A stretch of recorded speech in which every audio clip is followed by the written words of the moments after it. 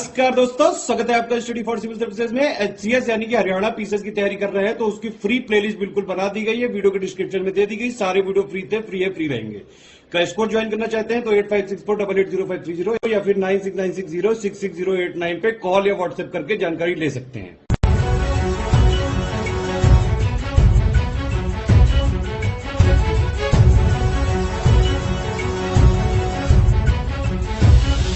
नमस्कार दोस्तों, स्वागत है आपका स्टडी फॉर सिविल सर्विसेज में। यदि स्टडी फॉर सिविल सर्विसेज के छात्र हैं तो ये वाला टेलीग्राम जरूर ज्वाइन करके रखिए। यूट्यूब चैनल में हमारे साथ है तो भी ये वाला टेलीग्राम ज्वाइन करना बहुत ज्यादा जरूरी है। सारे नोटिफिकेशन, सारे अपडेट, सारे मोस्ट इंपोर्टेंट पिक्स, सारा रिवीजन सब कुछ यहाँ पे बताया जाता है। टेस्ट को ध्यान से अटेम्प्ट करिए और बताइए कितना स्कोर आपने किया है, कितने सही किए हैं टोटल क्वेश्चन में से। सभी लोग अपना अपना स्कोर जरूर कमेंट करिए।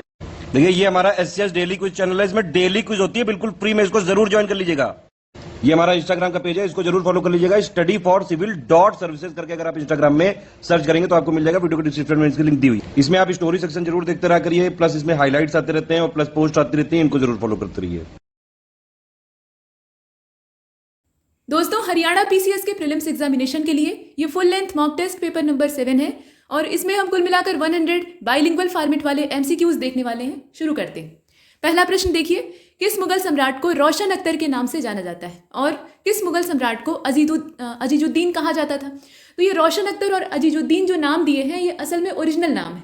ये उत्तर मुगल कालीन सम्राट हैं और इनका जब ये तख्त पे बैठते हैं तो इनका नाम बदल जाता है या खुद ही ये एक नया नाम धारण कर लेते हैं। तो इसमें से आप सेलेक्ट कीजिएगा, मोहम्मद शाह रंगीला और आलमगीर सेकंड होगा या बहादुर शाह प्रथम और आलमगीर सेकंड होगा या फिर मोहम्मद शाह रंगीला और फर्रुख शेर होगा। एक और ऑप्शन दिया हुआ है लेकिन इसका पहला वाला सही है। मोहम्मद शाह रंगीला इसका नाम था रोशन अख्तर, ओरिजिनल नाम, और आलमगीर सेकंड इसका मूल नाम यहाँ आप देखिए अजीजुद्दीन था। तो ये पूछे जाते हैं। इसके बाद अगले वाले को देखते हैं। Who among the following was the founder of Bijapur state? Bijapur state का संस्थापक कौन था? और इसके साथ ये भी पूछ लिया गया कि who among the following was the founder of Golconda state? ये दक्षिण भारतीय स्टेट्स हैं, राज्य हैं। तो आप बताइए इन दोनों स्टेट्स के संस्थापक अलग अलग पेयर में यहाँ दिए हुए हैं, कौन से होंगे? अब इसमें जो नाम दिए, जैसे अमीर अली बरीद का नाम दिया है और मलिक अहमद का नाम दिया है, इसके साथ यूसुफ आदिल शाह और मलिक अहमद है, तो पेयर ध्यान दीजिएगा, आपस में मैच करना चाहिए। अब इसमें जो करेक्ट आंसर है वो सी वाला हो जाएगा, माफ कीजिएगा इसका डी वाला हो जाएगा। यूसुफ आदिल शाह और कुतुब शाह वाला जो ऑप्शन है वो परफेक्ट है। ठीक है, बीजापुर का संस्थापक यूसुफ आदिल शाह था और गोलकुंडा जो राज्य है उसका कुतुब शाह था, ऐसा आपने देखा। इसके बाद अगले वाले को देखते हैं। क्वेश्चन नंबर 3 में आपसे पूछा जा रहा है कि शाहजहां ने 1633 में किस राज्य को मुगल साम्राज्य में शामिल कर लिया और अकबर ने 1595 में किस राज्य को मुगल साम्राज्य में शामिल कर लिया? तो यहाँ जो डेट है वो भी आपको पता होनी चाहिए। अब दक्कन के कुछ राज्य दिए हुए हैं, जैसे अहमदाबाद और बीदर है, बीजापुर और बीदर है, अहमदनगर और बरार है, इसके अलावा बीजापुर और बरार है। इसका जो अंग्रेजी वर्जन है वो आप यहाँ देख रहे हैं, तो इसका हो जाएगा सी वाला। यहाँ देखिए अहमदनगर और बरार। ठीक है, जो करेक्ट आंसर है वो सी के रूप में आपने देखा। शाहजहां ने अहमदनगर राज्य को 1633 में शामिल किया था अपने मुगल साम्राज्य में और बरार वाला अकबर के समय में होता है 1595 में। इसके बाद आगे चलते, प्रश्न संख्या 4 में आपसे पूछा गया कि who was the founder of Aravidu dynasty? Vijayanagara साम्राज्य की अंतिम डायनेस्टी कही जाती है। और इसके साथ ये भी पूछा गया कि सदाशिव राय ये किस राजवंश के अंतिम राजा थे? तो जो रक्षसी तंगड़ी या बन्नी हट्टी वाला युद्ध होता है उसके बाद विजयनगर साम्राज्य का एक तरह से पतन हो जाता है, फिर वो उठकर खड़ा नहीं हो पाता है। ऐसा नहीं कि डायनेस्टीज वहाँ बंद हो जाती हैं, वो तो चलती हैं आगे भी, लेकिन वो निर्बल हो जाती है, पहले जैसा वैभव नहीं रहता है। अब यहाँ देखिएगा अरवीडू डायनेस्टी का जो संस्थापक है वो आपको सेलेक्ट करना है और दूसरा वाला हिस्सा भी आप देख रहे हैं। तो इसमें से जो करेक्ट आंसर है वो बी वाला हो जाएगा। ठीक, तिरुमाल और तुलुक। तिरुमाल जो थे ये अरवीडू राजवंश के संस्थापक थे और सदाशिव राय जो थे ये किस राजवंश के अंतिम राजा थे? ये तुलुक डायनेस्टी के अंतिम रूलर थे। इसके बाद आगे चलते हैं। तो उल्टा प्रश्न भी पूछा जा सकता है कि तुलुक जो राजवंश था उसके अंतिम राजा कौन थे? डच ईस्ट इंडिया कंपनी और फ्रांसीसी ईस्ट इंडिया कंपनी, इन दोनों की स्टैब्लिशमेंट कब होती है ये आपको बताना है, दोनों की डेट, और कलकत्ता शहर की स्थापना कब की जाती है। तो 3 छोटे छोटे गांव रहते हैं या बड़ी रियासतें भी आप कह सकते हैं, बहुत छोटे भी नहीं थे बहुत बड़े भी नहीं थे, तीनों को मर्ज करके अंग्रेज वहां पर एक अपना फोर्ट बनाते हैं, यानी अपनी कोठी या किलाबंदी कर लेते हैं और उसी के चारों ओर कलकत्ता शहर बस जाता है। तो यहाँ आपको देखना है तीनों ही डेट है। अब इन आंकड़ों में से अगर आप सेलेक्ट करें तो इसका जो करेक्ट आंसर है वो सी वाला हो जाएगा। देखिए 1602 डच ईस्ट इंडिया कंपनी और 1664 सबसे बाद में कौन आते हैं? फ्रांसीसी आते हैं और 1690 में कलकत्ता शहर की स्थापना होती है। इसके बाद आगे चलते हैं। अच्छा, इसमें कलकत्ता शहर की स्थापना कौन करता है? जॉब चारनाग के द्वारा होती है, ये आपको पता होगा। क्वेश्चन नंबर 6, पुर्तगाली यात्री पेट्रो अल्वारेज काब्राल या कैब्राल इसको कहें, ये भारत कब आया, इसके भारत आने की तारीख आपको बतानी है। और पुर्तगाल ने ब्रिटिश शासक चार्ल्स द्वितीय को बंबई का क्षेत्र कब दिया था, तो यहाँ दोनों के बीच में वैवाहिक संबंध जुड़ते हैं, मतलब ब्रिटिशों के बीच में और पुर्तगालियों के बीच में। पुर्तगालियों की लड़की रहती है और उनकी शादी यहाँ जो ब्रिटिश शासक होते हैं उनसे होती है, और दहेज में जो मुंबई वाला पूरा शहर है वो प्राप्त होता है। मुंबई आज का शहर नहीं, पहले का जो पूरा क्षेत्र था वो दहेज के रूप में मिल जाता है। तो यहाँ डेट दी हुई है, आप बताइए इसमें से कौन सी डेट परफेक्ट होगी, काब्राल की भारत आने की तारीख और बंबई क्षेत्र कब उसका अधिग्रहण हो गया था, मतलब ये ब्रिटिशों के हाथ में चला आया, तो ये बताइए। अब इसमें से करेक्ट आंसर आपका हो जाएगा, देख लीजिए डी वाला। डी वाले में जो पेयर दिया है ना वो परफेक्ट है। 1500 जो ईस्वी थी उसमें पेट्रो अल्वारेज काब्राल ये पुर्तगाली यात्री के तौर पे भारत में आता है, और 1661 में पुर्तगाल ने बंबई का क्षेत्र ब्रिटिश शासक थे चार्ल्स द्वितीय, उनको दहेज के रूप में गिफ्ट किया। इसके बाद आगे बढ़ते हैं, प्रश्न संख्या 7। इसमें कहा जा रहा है कि who among the following was not related to 9 Navratna of court of Chandragupta Vikramaditya. Chandragupta द्वितीय ये गुप्त डायनेस्टी के रूलर थे और बहुत प्रतापी शासक थे, तो इन्होंने विक्रमादित्य की उपाधि को धारण किया था और उसके वो सर्वथा योग्य थे, शोभा देते थे। तो इनके दरबार में नवरत्न थे, और ये जो नवरत्न थे ये अपने आप में बहुत ही गुणवान लोगों का भंडार हुआ करते थे। ऐसा नहीं था कि ये एक क्षेत्र में काम करते थे, जैसे आप देखते हैं ना अष्ट दिग्गज वगैरह, तो उन सब में ये है कि वो साहित्यकार हुआ करते थे। लेकिन यहाँ संगीतकार भी थे, कुछ जादूगर भी थे, कुछ मांत्रिक थे, कुछ खगोल शास्त्री थे, ऐसे बहुत सारे विविध गुणों से युक्त लोग रहते थे। तो आपको ये बताना है कि कौन सा उनके नवरत्नों से संबंधित नहीं है, और निम्नलिखित में से कौन सा ज्योतिषी था, मतलब ये जो नवरत्न थे उसमें से एक ज्योतिष का भी जानकार था, तो वो कौन सा था। अब यहाँ नाम दिया है अमर सिंह और छपड़क का, तानसेन और छपड़क का, धनवंतरी और वेताल भट्ट का। भट्टा नहीं है वो, असल में भट्ट है, अंग्रेजी वाला रूपांतरण गड़बड़ हो गया है। और ये घट खरपर और बेताल भट्ट का नाम दिया है, तो बताइए। देखिए इसका करेक्ट आंसर बी हो जाएगा। बी वाले में देखिए तानसेन इनके दरबार में कहाँ से आ जाएंगे, वो तो अकबर के यहाँ गाना वगैरह गाते थे। और छपड़क जो थे ये ज्योतिषी थे और ये नवरत्नों में शामिल थे। तो चंद्रगुप्त विक्रमादित्य के जो दरबार के नवरत्न थे इन्हें आपको जानना चाहिए। कालिदास ये लेखक और कवि थे, महाकवि थे, इसमें कोई संदेह नहीं है। धनवंतरी ये चिकित्सक थे, आयुर्वेद के निष्णात जानकार थे। और वराह मिहिर ये खगोल शास्त्री थे, एस्ट्रोनॉमिस्ट थे आज की लैंग्वेज में। और अमर सिंह कोशकार थे, ठीक है, इनका अलग क्षेत्र था। छपड़क ज्योतिषी थे, ये एस्ट्रोलॉजी वाला काम देखते थे। शंकु जो थे वो शिल्पी थे, मतलब ये आर्किटेक्ट थे। और वेताल भट्ट ये मांत्रिक थे, तंत्र मंत्र वाला जो मंत्र शास्त्र होता है उसमें ये काम करते थे। घट खरपर भी कवि थे, ठीक है, इनका भी आप क्षेत्र देखेंगे तो काव्य से ही है। और वर रुचि ये संस्कृत भाषा के निष्णात विद्वान थे, तो इन्होंने व्याकरण वाले क्षेत्र को पकड़ा हुआ था। ऐसा है, 9 इसमें जो रत्न है वो दिखाई देते हैं। इसके बाद 8वें नंबर के क्वेश्चन को देखते हैं। इसमें महाजनपद, जो 16 महाजनपद हम लोग 6वीं शताब्दी ईसा पूर्व वाले देखते हैं, उनके नाम दिए हैं और राजधानियाँ दी हुई हैं। तो इसमें कुरु महाजनपद है, उसका संबंध, मतलब कुरु महाजनपद की राजधानी कौन सी थी, इंद्रप्रस्थ थी, ऐसा इसमें दिया हुआ है। और वत्स महाजनपद की राजधानी विराटनगर थी, यहाँ आप देख रहे हैं। अंग महाजनपद जो है इसकी राजधानी कौशाम्बी थी, और मत्स्य महाजनपद की राजधानी चंपा थी। तो इसमें से सही कौन सा है, बाकी 3 गलत है, वो देखकर मालूम हो रहा है, सही वाला आपको तलाशना है। तो देखिए इसका करेक्ट आंसर ए हो जाएगा। ऊपर वाला ही सही है, हालांकि वो भी पूरी तरह से सही नहीं है, क्योंकि कुरु महाजनपद की शुरुआती राजधानी तो हस्तिनापुर थी। बाद में जो खांडववन था उसको बसाकर इंद्रप्रस्थ बनाया जाता है, तो वो बाद वाली राजधानी के तौर पे सामने आता है, ठीक है। लेकिन फिलहाल ये बाकियों से सही है। अब इसमें आप देखें, वत्स महाजनपद की कौशाम्बी थी, अंग महाजनपद की चंपा थी, और मत्स्य की विराटनगर थी, ऐसे होना चाहिए था। तो फिलहाल इसका ए वाला सही है। इसके बाद क्वेश्चन नंबर 9 को देखिएगा। इसमें आपसे पूछा जा रहा है कि select the correct option among the following, इसमें से आपको सही तलाशना है। तो एक तरफ जैन टेक्स्ट दिए हुए हैं और दूसरी तरफ उसके क्रिएटर यानी रचनाकार दिए हुए हैं। कल्पसूत्र के रचनाकार कुंद थे, ऐसा इसमें दिया हुआ है, ठीक है। और स्यादवाद मंजरी इसको भद्रबाहु ने लिखा था, जबकि तत्वार्थ सूत्र ये उमा स्वामी के द्वारा लिखा गया था, और प्रवचन सार ये मल्ली सेन के द्वारा लिखा गया था, ऐसा इसमें दिया है। तो बताइए कि करेक्ट ऑप्शन कौन सा है। अब इसमें जो क्वेश्चन नंबर 9 है, सी वाला सबसे सही दिखाई देता है, बाकी जितने हैं वो तो गलत है, स्पष्ट तौर पे देख के मालूम हो रहा है, ठीक। कल्पसूत्र ये भद्रबाहु के द्वारा लिखा गया था, स्यादवाद मंजरी ये मल्ली सेन ने लिखा था, और जो तत्वार्थ सूत्र आप देख रहे हैं वो उमा स्वामी के द्वारा लिखा गया था, वो सही दिया है। इसके अलावा प्रवचन सार ये कुंद के द्वारा लिखा गया था। प्रवचन सार को किसने लिखा था, कुंद ने। इसके बाद आगे चलते हैं। देखिए प्रश्न संख्या 10, इसमें कहा गया कि in which of the following had British East India Company not been the winner, ठीक है, और which of the following is related to 1857 AD। तो आप बताइए, इसमें लड़ाइयों की तारीख आपको पता होनी चाहिए।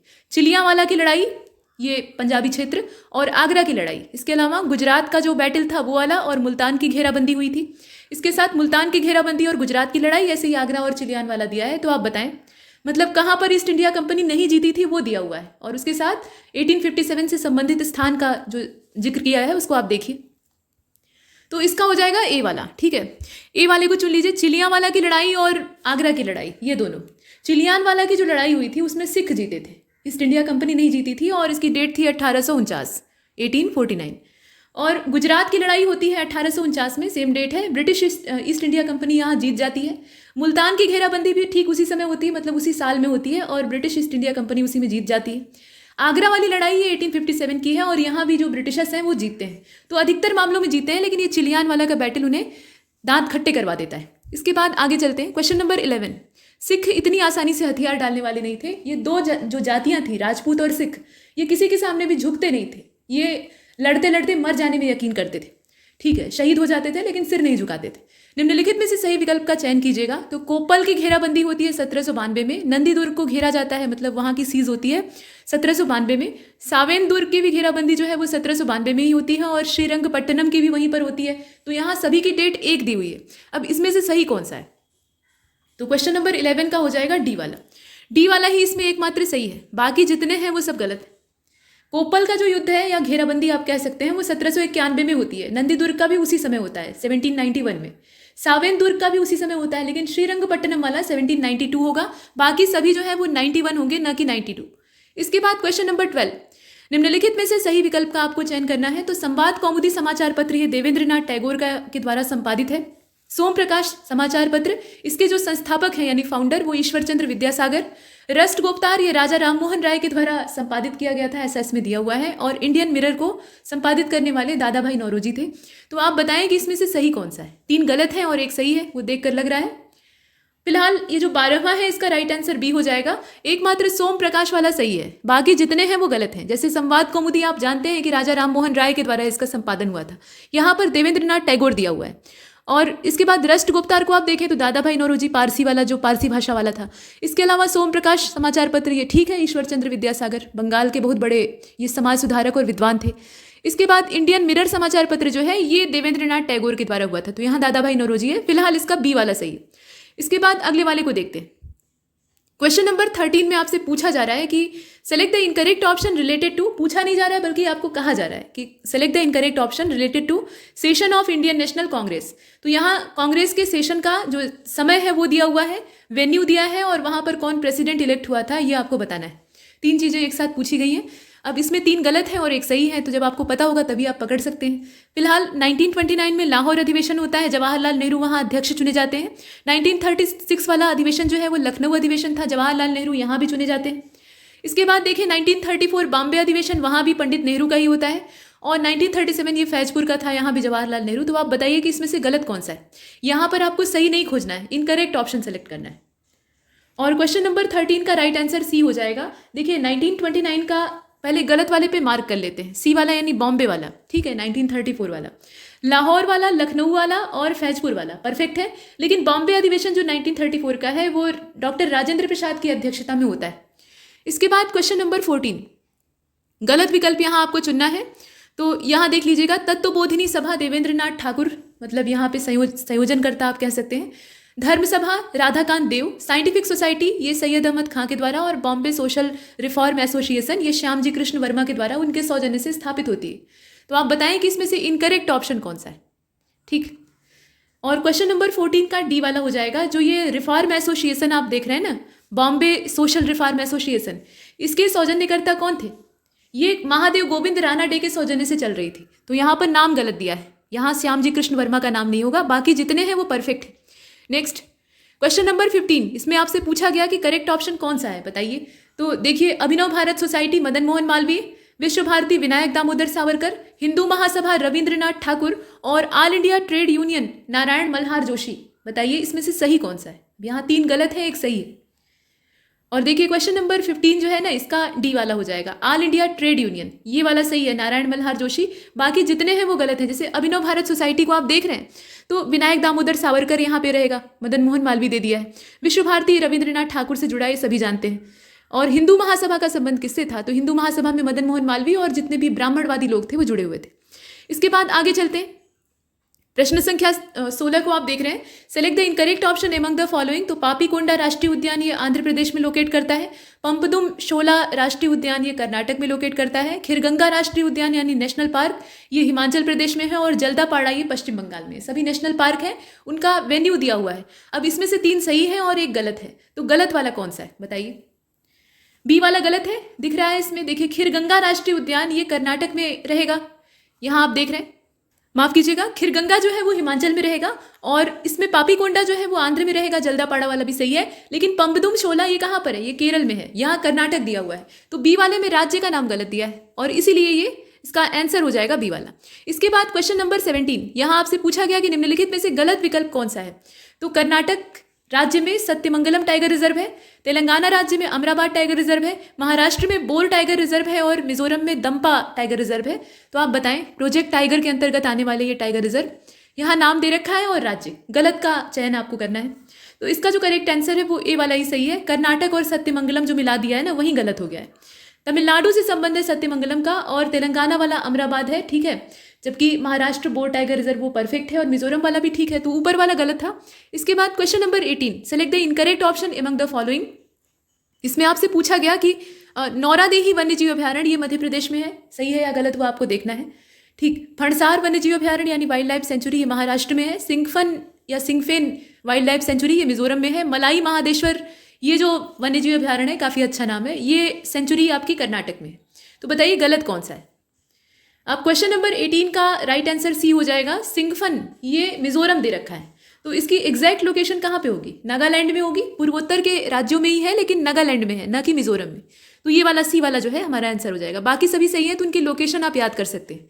क्वेश्चन नंबर 19, निम्नलिखित में से गलत विकल्प का आपको चयन करना है। तो वेस्ट बंगाल से संबंधित है मयूर झरना हाथी अभ्यारण्य। अब यहाँ पे एलिफेंट रिजर्व की बात हो रही है। पीछे हमने टाइगर रिजर्व और वाइल्ड लाइफ सेंचुरी वगैरह देख लिया।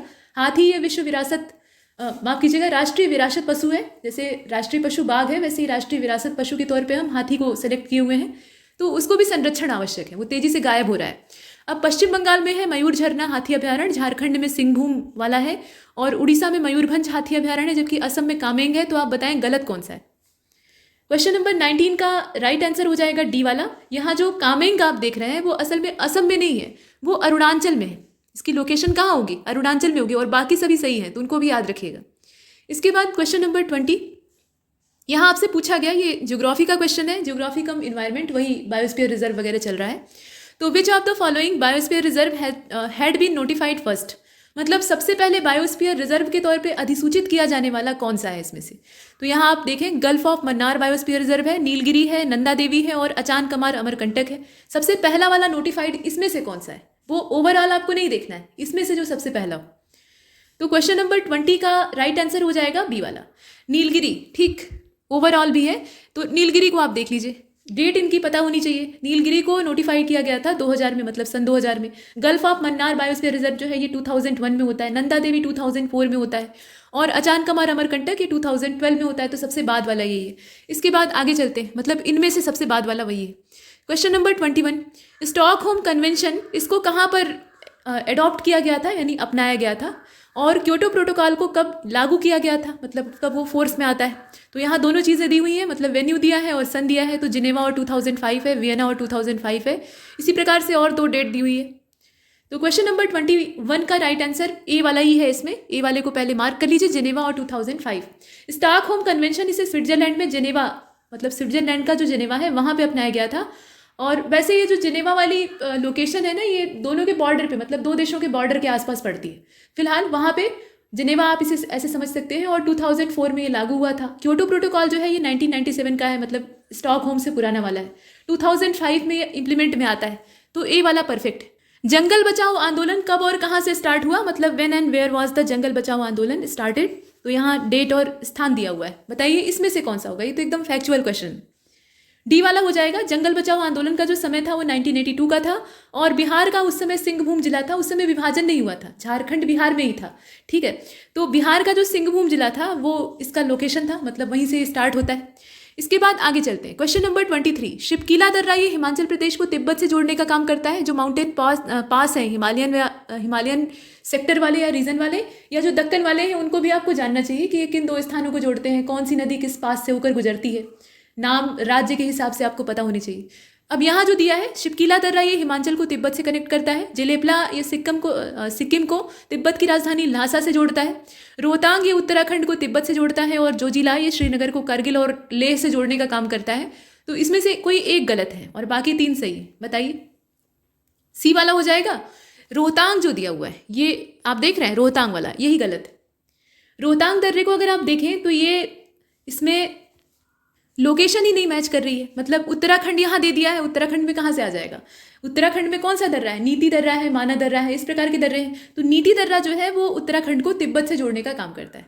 यहाँ हमने देखा। अब इसके बाद क्वेश्चन नंबर 24 में चलते हैं। और 24 में आपसे पूछा गया कि which of the following port is known as the India's first corporatise port and deepest port of India is located in which of the coast. 2 चीज़ें आपको बतानी है। एक प्रश्न में 2 प्रश्न पूछ लिए गए हैं। तो मर्मुगोआ है और वेस्टर्न कोस्ट है। इसके अलावा एनोर है और ईस्टर्न कोस्ट है, या फिर मर्मुगोआ और पूर्वी है, वो लोकेशन चेंज कर दिया है। आप इसमें से सेलेक्ट कीजिएगा। तो देखिए क्वेश्चन नंबर 24 का राइट आंसर बी हो जाएगा। ये जो पूर्वी तट है ना, इसमें तमिलनाडु वाला क्षेत्र एनोर, यहाँ भारत का पहला निगमीकृत या जो कस्टमाइज आप देख रहे हैं उसके पोर्ट के तौर पे से जाना जाता है। एनोर है तमिलनाडु, इसकी लोकेशन है। ये पूर्वी तट पे है।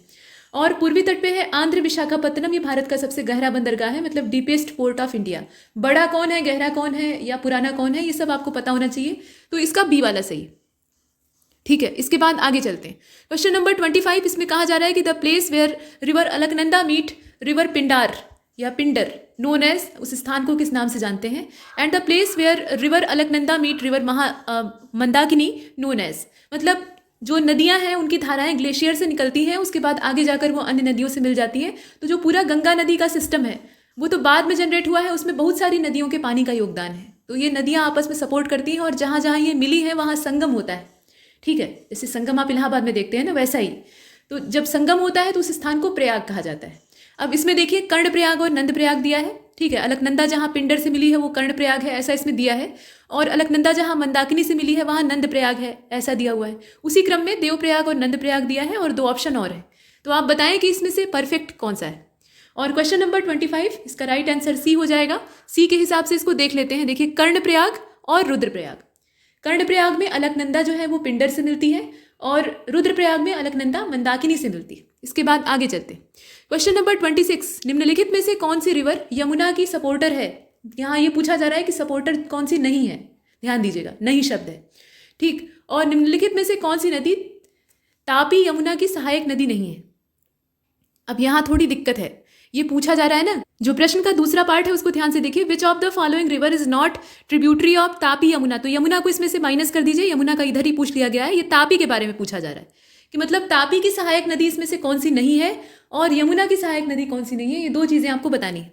अब नीचे जो ऑप्शन दिए हैं उन्हें सेलेक्ट कीजिएगा। पहले वाले में आप यमुना की सहयोगी को ढूंढिएगा और दूसरे वाले में तापी की। ऐसे ये प्रश्न पूछा गया है। तो यमुना की जो सहायक नदियां हैं, मुख्य सहायक नदियां, वैसे छोटी बड़ी तो कई सारी हैं। इसमें हिंडन आती है, बेतवा आती है, केन नदी भी यमुना को सपोर्ट करती है और चंबल भी करती है। ठीक है, और यमुना गंगा को सपोर्ट करती है। तापी की अगर सहायक नदियों को देखें तो इसमें बाघुर है, गिरना है, पूर्णा है और पंजारा है। ये सब प्रमुख नदियां हैं। तो इसमें से आपको आंसर मिल गया होगा डी वाला सही है। ये उल्टा दे दिया है। ठीक है, जिधर तापी का होना चाहिए उधर यमुना का दे दिया है। इसके बाद क्वेश्चन नंबर 27, इसमें आपसे पूछा गया कि ये जो लोकेशन वगैरह दी हुई है, मतलब झील की लोकेशन दी है, तो इसमें से सही कौन सा है? अगरा झील है और इसकी लोकेशन है कर्नाटक राज्य में। चंद्रताल की लोकेशन उत्तराखंड में है। ब्रह्म सरोवर की लोकेशन पंजाब में है और कोल्लेरू की लोकेशन तमिलनाडु में है। तो आप बताइए कि इसमें से सही कौन सा है। प्रश्न आप देख रहे हैं। और क्वेश्चन नंबर 27 का राइट आंसर हो जाएगा इसमें से ए वाला। अगरा झील की लोकेशन कहाँ पे है? कर्नाटक में है। ठीक है, चंद्रताल की हिमाचल में है। अब यहाँ पे वही गड़बड़ है। पहले इसका जो सही वाला है उस पर मार्क कर लेते हैं। अगरा झील वाली लोकेशन एकदम परफेक्ट दिया है। चंद्रताल की एग्जैक्ट लोकेशन क्या है? ये हिमाचल प्रदेश में, हिमालयी राज्य तो है ही है लेकिन हिमाचल होगा। ब्रह्म सरोवर ये हरियाणा में है। तो हरियाणा वाली जो है उसको बहुत कायदे से देख लीजिएगा। पंजाब और हरियाणा में मिक्स करके प्रश्न देने की कोशिश करता है ताकि आप कंफ्यूज हों। और उसके साथ कोल्लेरू लेक जो है ये आंध्र प्रदेश में है, तो इसकी भी लोकेशन आपको पता होनी चाहिए। इसके बाद क्वेश्चन नंबर 28, इसमें आपसे पूछा गया कि सही विकल्प का चयन कीजिए। ठीक वैसे ही जैसे पीछे हमने देखा है उस टाइप का है। यहाँ बांध दिया हुआ है यानी डैम दिया है और संबंधित नदी, मतलब कौन सी नदी पर कौन सा डैम बना है, ऐसे दिया है। इसमें 3 गलत हैं और कोई एक सही है। तो बताइए कौन सा? बीसलपुर डैम ये कृष्णा रिवर पर बना हुआ है। इंदिरा सागर डैम ये सतलज पे बना हुआ है। सरदार सरोवर ये नर्मदा पर बना हुआ है और नागार्जुन सागर ये बनास पे बना है। तो ये तो बहुत सरल है, इसमें आप आराम से पकड़ सकते हैं। और क्वेश्चन नंबर 28 का सी वाला ही सही है, सरदार सरोवर और नर्मदा वाला अभी हाल फिलहाल में चर्चा में भी था, तो ये तो परफेक्ट है, बाकी सभी गलत हैं। तो बीसलपुर डैम जो है ये बनास पे बना है, बी से बीसलपुर और बी से बनास, आप ऐसे इसको मैच कर सकते हैं। जबकि इंदिरा सागर जो है वो भी नर्मदा पे बना है और नागार्जुन सागर ये कृष्णा पे बना है। ठीक है, आगे चलते हैं। क्वेश्चन नंबर 29, इसमें आपसे पूछा गया है कि ये जो जगह का नाम दिया है और नदी का नाम दिया है, इसमें से रॉन्ग इन्फॉर्मेशन यानी इनकरेक्ट ऑप्शन आपको सेलेक्ट करना है। तो डिब्रूगढ़ और ब्रह्मपुत्र नदी, इसके बाद हैदराबाद और मूसी, लुधियाना और सतलज, तिरुचिरापल्ली और कृष्णा। बताइए कि इसमें से रॉन्ग कौन सा है। तो इसका डी वाला हो जाएगा, तिरुचिरापल्ली और कृष्णा वाला जो है ये इसमें रॉन्ग है। तिरुचिरापल्ली का संबंध किससे है? कावेरी से है। अब यहाँ कृष्णा दे दिया है तो डी वाला इसका हमारा रॉन्ग हो जाएगा, बाकी जो सही है उनको याद रखिएगा। Next question number 30, select the incorrect option among the following important international boundaries related country. मतलब यहाँ पे क्या है, एक तरफ अंतर्राष्ट्रीय सीमा दी हुई है और दूसरी तरफ संबंधित देश, मतलब किन दो देशों के बीच में बॉर्डर बन रहा है। ये वर्ल्ड जियोग्राफी है, यहाँ इंडिया वाली जो लोकेशन है वो नहीं है। तो इसमें आप देख रहे हैं कि 38 नंबर की जो पैरेलल लाइन है, ठीक, ये ईरान और इराक के बीच में है। और मैगीनॉट नाम की जो लाइन है वो जर्मनी और फ्रांस के बीच में है। हिंडनबर्ग ये पोलैंड और जर्मनी के बीच में है। और मैनरहीम या हीमर जो रेखा है ये रूस और फिनलैंड के बीच में। तो इसमें से आपको जो इनकरेक्ट है वो सेलेक्ट करना है। अब इसका जो राइट आंसर है, ये 30 नंबर का क्वेश्चन है, ए वाला हो जाएगा। ए वाले के हिसाब से इसको देख लेते हैं। 38वें नंबर की जो समानांतर रेखा है ये ईरान और इराक में है, यही वाला गलत है। ये किसके बीच में है? ये दक्षिण कोरिया और उत्तर कोरिया के बीच में। साउथ कोरिया और नॉर्थ कोरिया ये आपस में झगड़ा करते रहते हैं, तो इन दोनों के बीच में है। बाकी सभी सही है, जैसे मैगीनॉट जर्मनी और फ्रांस के बीच में है। तो जो इसमें लोकेशन दी है उसको ध्यान दीजिएगा। नेक्स्ट क्वेश्चन नंबर 31, और इसमें आपसे पूछा गया ये नेशनल हाईवे दे दिया है और राज्य दिया है, तो गलत कौन सा है ये आपको बताना है। अब इसमें सभी जो लोकेशन है वो हरियाणा राज्य की दी हुई है। National highway number 19, national highway number 148, national highway number 5 और नेशनल हाईवे नंबर 48, मतलब ये जितने भी हाईवे हैं ये हरियाणा राज्य से गुजरते हैं, ऐसा इसमें दिया है। तो इसमें बी वाला नहीं गुजरता है, बाकी सब जो दिए हुए हैं वो ठीक होंगे। मतलब 148 जो नेशनल हाईवे नंबर 148 है उसकी जो गुजरने की रेखा है उसमें राजस्थान को आप जोड़ सकते हैं, हरियाणा उससे बाहर है। ठीक है, तो इतना हमने देखा। ठीक है, यहाँ पे हरियाणा नहीं होगा बल्कि राजस्थान होगा। इसके बाद क्वेश्चन नंबर 32 को देखिए, select the incorrect option among the following. यहाँ देश और राजधानियां दे रखा है, तो कैमरून की राजधानी सैंटियागो है, कनाडा की राजधानी ओटावा है, मिस्र की राजधानी काहिरा है, यहाँ आप देख रहे हैं, और डेनमार्क की राजधानी कोपेनहेगन है। 3 सही है इसमें से, वो देखकर लग रहा है, और 1 गलत है। तो कौन सा गलत है जरा बताइए। अब देखिए इसमें क्वेश्चन नंबर 32 ए वाला ही गलत है, ऊपर ही गलत दिखाई दे रहा है, कैमरून और सैंडियागो। ठीक है, ये वाला गलत है। कैसे? कैमरून का संबंध किससे है बताइए, ये आपके लिए क्वेश्चन है। कैमरून का संबंध किससे है? और सैंटियागो को अगर आप देखें तो ये किसकी राजधानी है? ये चिली की राजधानी है। ठीक है, सैंटियागो ये चिली की राजधानी है। बाकी सभी सही है, जैसे कनाडा और ओटावा, मिस्र और काहिरा, डेनमार्क और कोपेनहेगन। कैमरून की लोकेशन बताइएगा। इसके बाद आगे चलते हैं, क्वेश्चन नंबर 33। इसमें आपसे पूछा जा रहा है कि which of the following state does not come under the Kaveri water dispute tribunal. मतलब नदी जल विवाद जो अक्सर होते हैं, तो कावेरी पर यह जल विवाद चल रहा है, इसमें कौन सा राज्य नहीं शामिल है। और when was the Kaveri river dispute tribunal establish. ये जो एक से ज़्यादा राज्यों से गुजरने वाली नदियाँ होती हैं, इसमें जल संसाधन के बंटवारे को लेकर राज्यों में खींचतान होती है, और वहाँ पर तब ट्रिब्यूनल डेवलप करना पड़ता है ताकि कोर्ट के ऊपर अतिरिक्त बोझ न हो और ये जो न्यायाधिकरण है वो उस मामले को सुलझा ले। तो आप बताइए इसमें कौन सा पेयर परफेक्ट होगा।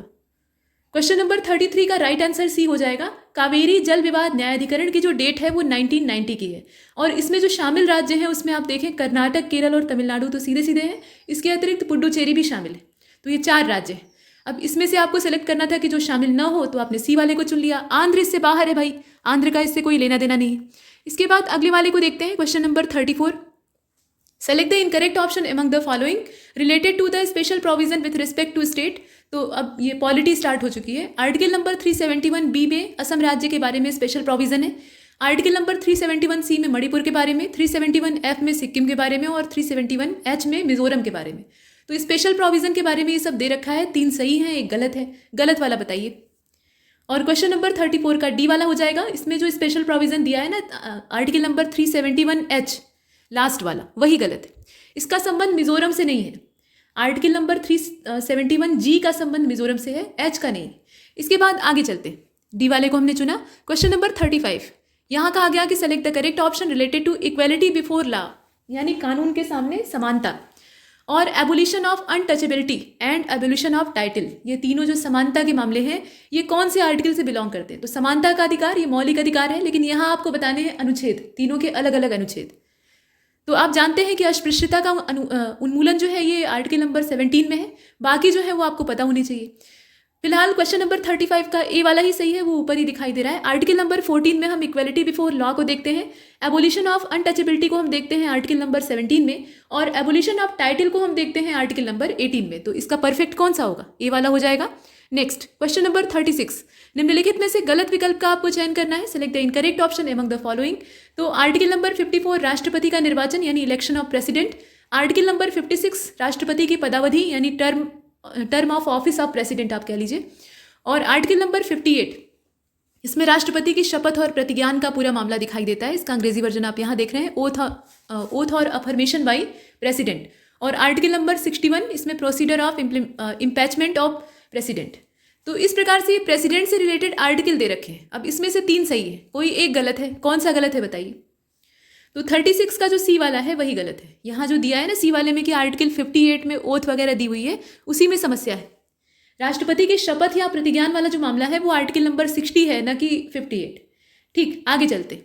और महाभियोग वाला 61 है, वो परफेक्ट है। क्वेश्चन नंबर 37 में फिर से आपसे वही गलत पूछा जा रहा है। तो इसमें अनुच्छेद की संख्या दी है और अनुच्छेद में किस चीज़ का प्रोविजन है वो दिया हुआ है। जैसे आर्टिकल नंबर 76 में भारत का महान्यायवादी यानी अटॉर्नी जनरल ऑफ इंडिया जो होते हैं उनके बारे में प्रावधान दिखाई देता है। और कॉन्स्टिट्यूशन ऑफ पार्लियामेंट ये आर्टिकल नंबर 78 में है। इसके अलावा composition of council of state ये आर्टिकल नंबर 80 में है, जबकि special address by the president ये आपका 87 में है। तो बताइए इसमें से रॉन्ग कौन सा है? क्वेश्चन नंबर 37 और इसका बी वाला हो जाएगा।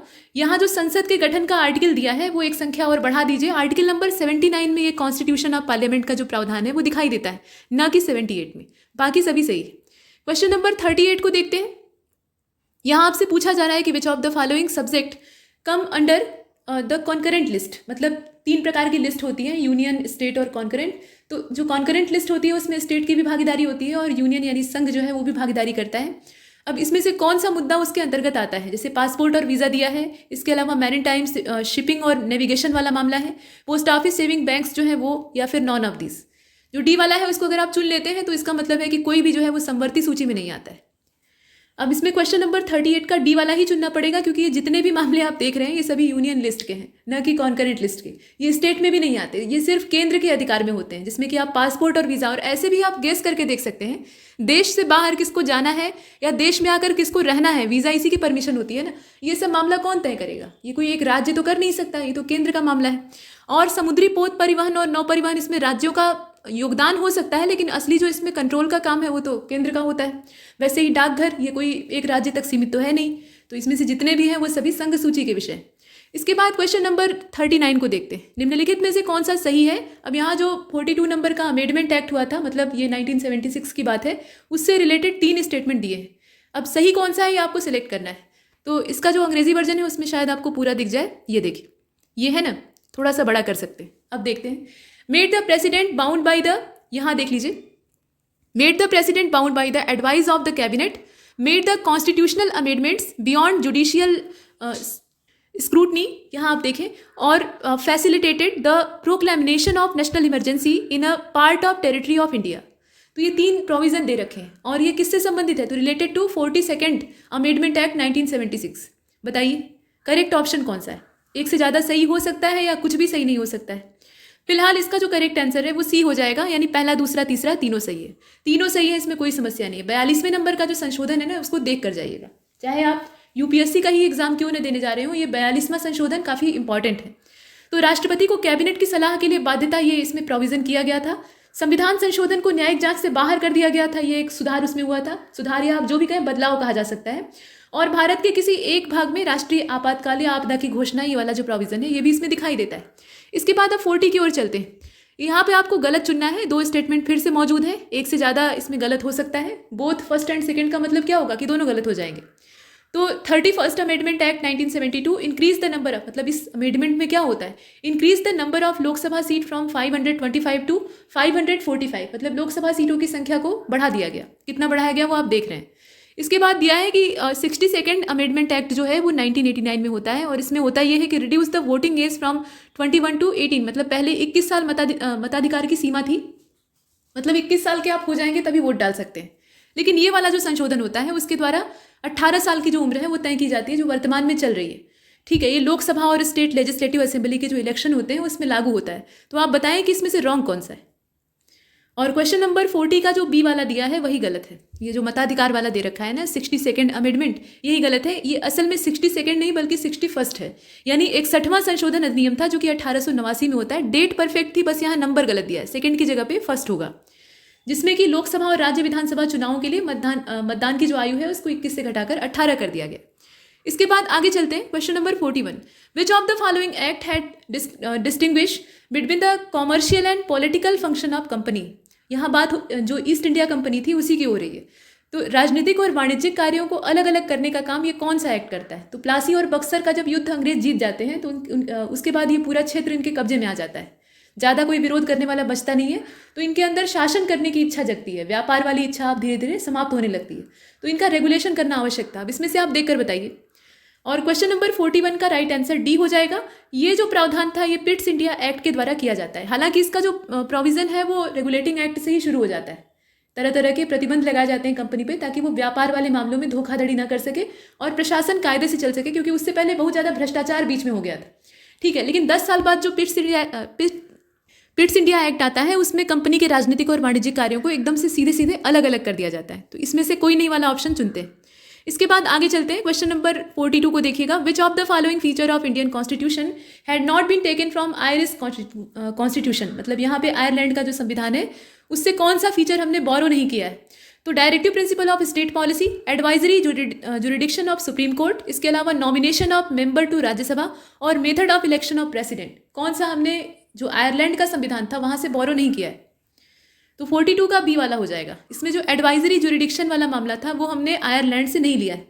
वो कहाँ से लिया गया है? वो कनाडा का जो कॉन्स्टिट्यूशन था वहाँ से लिया गया है। तो इसका हो जाएगा बी वाला। बाकी जितने हैं ना तीनों वो आयरलैंड के या आयरिश कॉन्स्टिट्यूशन से बोरो किए गए। इसके बाद 43 को देखते हैं। अब यहाँ से विज्ञान स्टार्ट होता है।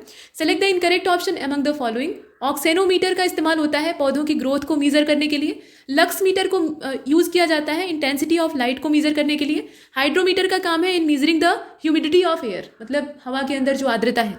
और मैनोमीटर ये प्रेशर ऑफ गैसेस को मीजर करता है। तो आप बताएं कि इसमें से इनकरेक्ट कौन सा है? प्रश्न आप देख रहे हैं। और 43 का सी वाला हो जाएगा। इसमें हाइड्रोमीटर जो दिया है वही गलत है। हवा की आर्द्रता नापना वो हाइग्रोमीटर होता है, हाइड्रोमीटर नहीं होता है। ठीक है, हाइग्रोमीटर से जो आर्द्रता होती है उसको नापा जाता है। बाकी सभी सही है। इसके बाद क्वेश्चन नंबर 44 को देखिएगा। इसमें आपसे स्केलर और वेक्टर क्वांटिटी वाले क्वेश्चन पूछे जा रहे हैं। ये अच्छे प्रश्न होते हैं, इसमें लोग कंफ्यूज हो जाते हैं। तो असल में स्केलर क्वांटिटीज़ जो होती हैं उसमें सिर्फ आपको मैग्नीट्यूड चाहिए होता है, डायरेक्शन की कोई रिक्वायरमेंट नहीं होती है। जो वेक्टर क्वांटिटीज़ होती हैं उसमें दोनों चाहिए होता है, इसीलिए जितनी भी वेक्टर क्वांटिटीज़ होती हैं उसमें ऐसे एरो का चिन्ह ऊपर बनाते हैं। जैसे मान लीजिए ए नंबर की कोई वेक्टर क्वांटिटी है, या मान लीजिए वेलोसिटी है, ठीक है, वो एक वेक्टर क्वांटिटी है, तो उसके ऊपर आपने ऐसे एरो बना दिया। ये इस बात को इंडिकेट करता है कि इसे डायरेक्शन चाहिए। डायरेक्शन को जाने बिना हम नहीं जान सकते कि वेग का मान कितना है। अब इसमें से आप सेलेक्ट करके बताइए। पहली वाली जो आप चुनेंगे वो स्केलर क्वांटिटी नहीं होनी चाहिए, मतलब वो क्या होगी? वेक्टर क्वांटिटी होगी। और दूसरी वाली वेक्टर क्वांटिटी नहीं होनी चाहिए, मतलब वो स्केलर क्वांटिटी होगी। तो आप देख कर बताइए इसमें से कौन सा होगा। पूरा विकल्प आपको दिखाई दे रहा है। और 44 का राइट आंसर सी हो जाएगा। यहाँ देखिए सी वाले को पहले मार्क कर लेते हैं। मोमेंटम और प्रेशर, ठीक। अदिश राशियों को अगर आप देखें तो उसमें area, work, electric current, pressure ये सब आते हैं। इनमें सिर्फ आपको मैग्नीट्यूड पर्याप्त होता है, डायरेक्शन की कोई आवश्यकता नहीं है। सदिश राशियों को यानी वेक्टर क्वांटिटीज़ को देखा जाए तो इसमें मोमेंटम आता है। इसके अतिरिक्त आप देखें मैग्नेटिक फील्ड आती है और एसिलरेशन भी इसमें आता है, फोर्स भी आता है, ये सब आते हैं और भी बहुत कुछ आता है। इसके बाद आगे चलते हैं। Question number 45। यहाँ आपसे पूछा गया कि गलत विकल्प कौन सा है, जरा बताइए। तो एक तरफ आविष्कार और दूसरी तरफ उसके आविष्कारक दे रखे हैं। देखिए यहाँ पे इन्वेंशन और इन्वेंटर का नाम दिया हुआ है। तो इन्वेंटर के तौर पे आप देखिए रॉबर्ट वॉटसन का नाम आता है, जिन्होंने कि सेफ्टी लैंप को ईजाद किया था। प्रोफेसर रॉन्जन, यहाँ सिर्फ रॉन्जन लिखा हुआ है, इन्होंने एक्सरे मशीन की खोज की थी। गैलीलियो ने टेलीस्कोप खोजा था और शोल्स के द्वारा जो टाइपराइटर होता है उसको ईजाद किया गया था। जब इंग्लैंड में इंडस्ट्रियल रिवॉल्यूशन होती है तो उसके बाद बहुत तरह की जो आविष्कार हैं या चीज़ें हैं वो सामने आती। अब इसमें आप बताइए, गलत का चुनाव करना है और इसका ए वाला सही है, मतलब इस प्रश्न के हिसाब से सही है, लेकिन ये मैच गलत है। सेफ्टी लैंप को किसने खोजा था बताइएगा। ये जो रॉबर्ट वॉटसन है, इन्होंने क्या किया था, इन्होंने राडार की खोज की थी। सेफ्टी लैम्प को किसने खोजा था, ये आपके लिए क्वेश्चन है, इसको आप कमेंट बॉक्स में दे सकते हैं, ठीक है। और एक्सरे मशीन ये प्रोफेसर रॉन्जन, और एक्स किरणों की खोज के लिए जो पहला नोबेल है फिजिक्स का या ओवरऑल नोबेल प्राइज, वो 1901 में इन्हीं को मिलता है। इसके बाद क्वेश्चन नंबर 46 को देखते हैं। निम्नलिखित में से किस माध्यम में ध्वनि की चाल 25 डिग्री सेल्सियस पर सबसे कम होती है। तो ध्वनि जो है वो माध्यम के सहारे गति करती है, उसको चलने के लिए माध्यम चाहिए होता है। तरंग तो है ही है, तो इसकी जो रफ्तार है वो धातुओं में ज़्यादा होती है, यानी ठोस में ज़्यादा होती है। ठोस में भी जो धात्विक ठोस होते हैं उनमें ज़्यादा होती है, उसकी तुलना में बाकी जो माध्यम होते हैं उनमें कम होती है। अब इसमें आप देखकर बताइए, ये लोहा, एल्यूमिनियम, फ्लिंट, कांच और पीतल दिया है, 25 डिग्री सेल्सियस पे सबसे कम कहाँ पर होती है।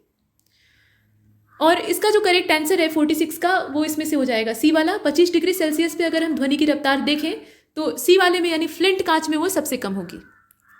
आपने सुना कि धातुओं में सबसे ज़्यादा होती है, तो बाकी 3 धातुएं हैं, ठीक है। और कांच जो है वो कोई धातु नहीं है, वो एक पदार्थ है जो कि ठोस है, तो इसमें आप ऐसे भी गेस कर सकते थे।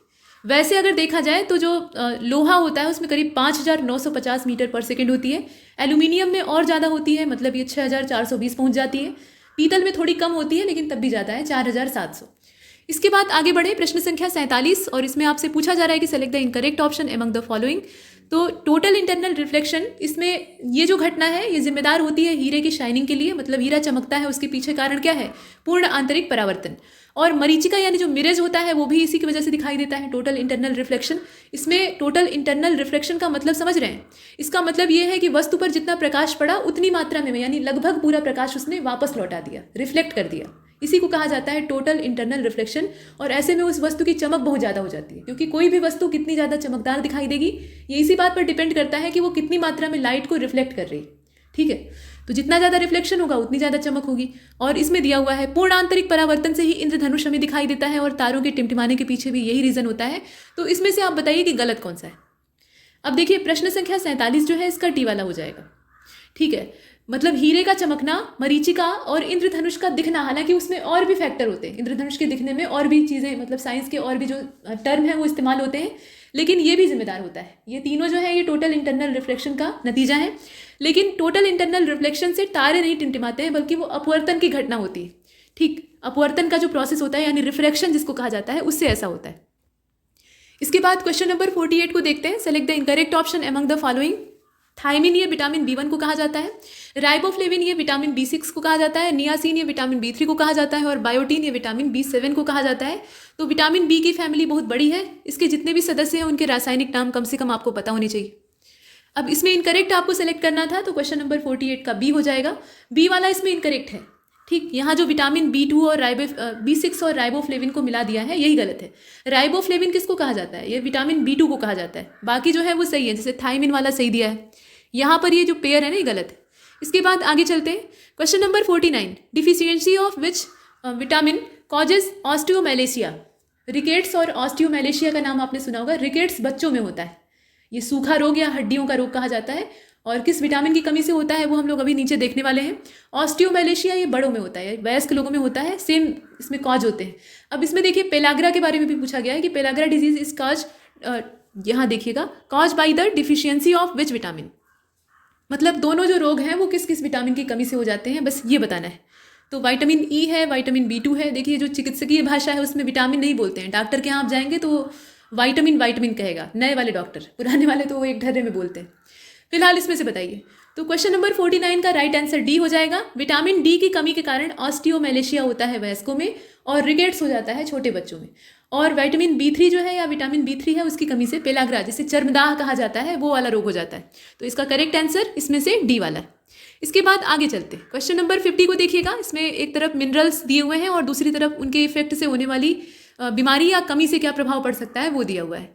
तो सेलेनियम की वजह से मस्तिष्क संबंधी विकार हो सकता है, तांबे की वजह से रक्त छींटता हो सकती है, मतलब खून की कमी हो सकती है, जिंक की कमी से भूख ही आपको नहीं लगेगी, और आयोडीन की कमी से घेंघा रोग हो जाता है। तो ये तो बात सही है।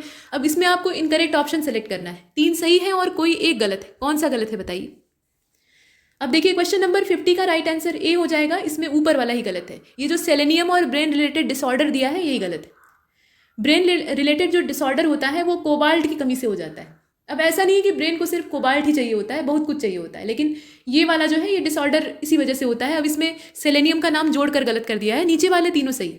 इसके बाद आगे चलते हैं, क्वेश्चन नंबर 51 को देखिएगा। Which of the following disease is cause by trichophyton, ये एक प्रकार का फंगस है, तो इसके द्वारा होने वाली बीमारी का नाम आपको खोजना है। ये प्रश्न उल्टा भी पूछा जा सकता है, आपसे बीमारी का नाम देकर और पूछ लेगा कि ये कवक जनित बीमारी है या फिर विषाणु से होती है, और जिससे भी होती है उसका नाम बताइए। तो क्वेश्चन नंबर 51 का सी वाला सही है। जो एथलीट फुट नाम का रोग होता है ना, वो इसकी वजह से हो जाता है। ये एक फंगस होता है, मतलब ट्राइकोफाइटॉन इसको कहा जाता है, तो इसमें सी वाला परफेक्ट। इसके बाद क्वेश्चन नंबर 52 को देख लेते हैं। इसमें पूछा गया कि which of the following medicine is use in treatment of rickets. पीछे आपने देखा विटामिन डी की कमी से ये होता है, तो कौन सी दवा इस्तेमाल करते हैं? सोमैटोस्टैटिन देते हैं, या फिर कैल्सीटोनिन देते हैं, या इंटरफेरॉन देते हैं, या इसमें से कुछ नहीं देते हैं। तो विटामिन डी का सबसे अच्छा स्रोत हमारा सूर्य होता है, यानी सूर्य लाइट, और ये जो सोलर लाइट है इसकी वजह से हमारे शरीर में विटामिन डी का समावेश होता है, यानी पुनर्भरण होता है आप कह सकते हैं, और हड्डियों को कैल्शियम प्राप्त करने में सुविधा होती है। ये विटामिन इसी दिशा में सहयोग करता है। तो आप बताइए इसमें से कौन सा उपचार में इस्तेमाल किया जाएगा? 52 का बी वाला होगा। इसमें कैल्सी शब्द से आप वैसे भी गेस कर सकते थे, हड्डी और कैल्शियम का गहरा नाता होता है, तो कैल्सीटोनिन इसको कहा जाता है, और ये रिकेट्स के उपचार में इस्तेमाल होती है। इसके बाद 53 को देखते हैं। 53 में आपसे पूछा गया कि कैल्शियम सल्फेट हेमीहाइड्रेट ये एक प्रकार का कंपाउंड है, इसका उपयोग निम्नलिखित में से किसमें नहीं किया जाता है? मतलब 3 जो है वहाँ पे इस्तेमाल होता है, एक जगह नहीं होता है। तो अग्निशामक यानी फायर एक्सटिंग्विशर जो होते हैं उनमें नहीं किया जाता है, या फूड मेकिंग में नहीं किया जाता है। फूड मेकिंग में भी ये बात की जा रही है लिवनिंग एजेंट के तौर पे, मतलब जो खमीर बनाने वाला एजेंट होता है उसके तौर पे। और in making of pancake, bread and buns, यानी बेकरी उद्योग जो होता है उसमें नहीं किया जाता है, या इसमें से कहीं भी ऐसा नहीं है कि नहीं किया जाता हो? तो बताइए। कैल्शियम सल्फेट हेमीहाइड्रेट, और 53 का डी वाला ही सही है। ये सारे जो यूज़ है ना, इनमें इसका इस्तेमाल करते हैं, जैसे कि अग्निशामक के तौर पे, भोजन निर्माण में खमीर उठाने के लिए, और पैनकेक वगैरह बनाने के लिए, सब में होता है। तो डी वाला हमने चुना। 54 को देखिए। Select the incorrect option among the following. एक तरफ मेटल और दूसरी तरफ उसका अयस्क यानी ओर दिया हुआ है। तो देखिए यूरेनियम का जो ओर है वो मोनाजाइट है।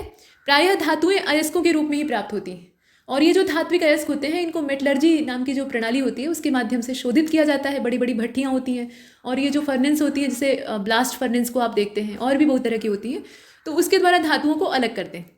तो यूरेनियम का जो अयस्क है वो मोनाजाइट है। इसके बाद टिन का है, इसमें आप देख लीजिए, ये दोनों भाषाओं में आप देख सकते हैं। ये कैसेटेराइट होता है, निकेल का मिलेराइट होता है, और मरकरी का सिनेबार होता है। 3 सही है इसमें से, और एक गलत है। कौन सा? तो 54 का इसमें करेक्ट आंसर ए ही होगा। यूरेनियम का जो मोनाजाइट दिया है ना वही गलत है। टिन का कैसेटेराइट होता है वो परफेक्ट है। निकेल का मिलेराइट होता है, और मरकरी का सिनेबार होता है, और थोरियम का होता है मोनाजाइट। हालांकि रेडियो एक्टिव ये भी होता है, लेकिन यहाँ थोरियम होगा न कि यूरेनियम। इसके बाद आगे चलते हैं। Next question number 55। Copper and aluminium are the composition of alloy. मतलब यहाँ ये पूछा जा रहा है कि कॉपर और एल्यूमिनियम इनसे बनने वाली जो मिश्र धातु होती है वो कौन सी होती है? यहाँ संगठक वगैरह को जाने दीजिए। दोनों को मिलाने से कौन सा यहाँ पे एलॉय बनता है ये आपको बताना था। तो बेल मेटल बनता है, रोल्ड गोल्ड बनता है, डच मेटल बनता है, या गन मेटल बनता है? 55 का बी हो जाएगा। रोल्ड गोल्ड जो होता है ना उसमें 90% कॉपर होता है, और करीब 10% एल्यूमिनियम होता है, और दिखने में ये सुनहरा यानी सोने जैसा दिखाई देता है। तो आमतौर पर जो आर्टिफिशियल ज्वेलरी होती है सस्ती वाली, उसमें इसका यूज़ होता है।